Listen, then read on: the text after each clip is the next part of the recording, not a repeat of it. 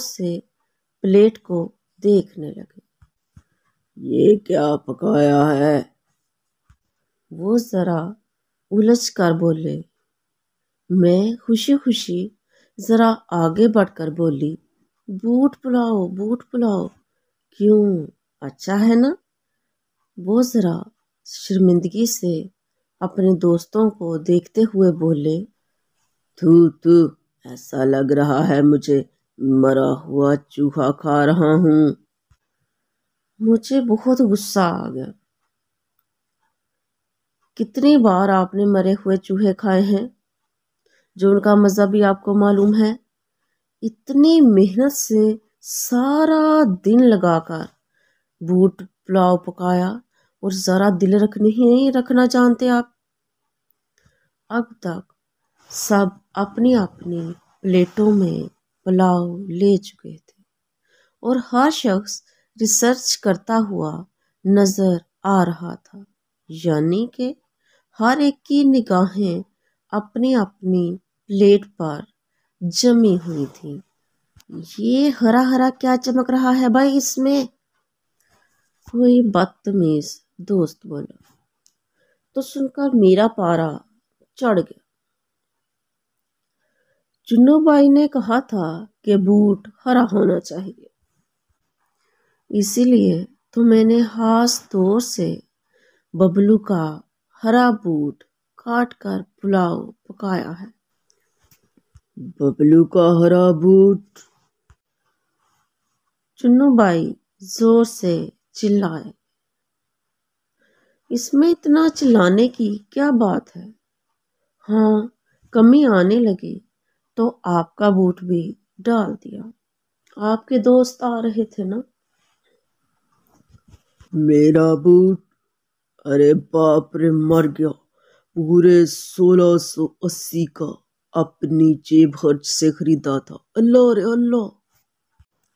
ایسا کہہ کر چنو بھائی دیوانہ وار اپنے کمرے کی طرف بھاگ گئے اور تھوڑی ہی دیر میں واپس آ گئے۔ ان کا منہ تو لٹکا ہوا تھا۔ پھر میرا چہرہ دیکھ کر مجھ سے انہوں نے بدلہ لینے کی ٹھان لی۔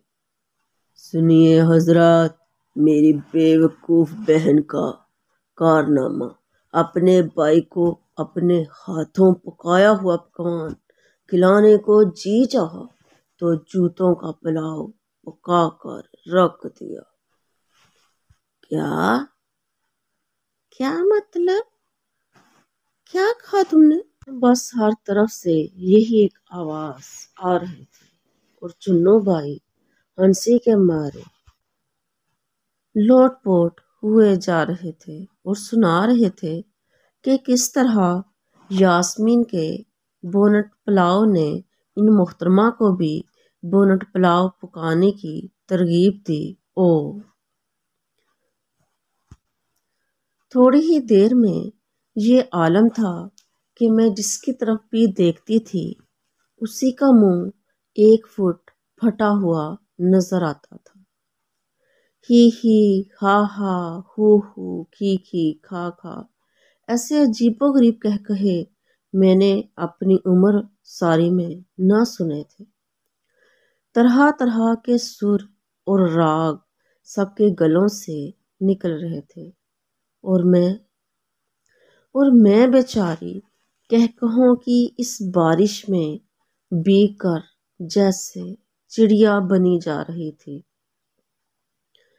بھائی اب اتنے دن گزر جانے پر میں یہ سمجھتی ہوں کہ اس میں ہمارا کیا قصور کہ اچھے بھلے ہرے چنے کو بونٹ کہا جائے، اور سچ تو یہ ہے کہ بوٹ کے معنی سوائے جوتے کے اور کیا سمجھے جا سکتے تھے؟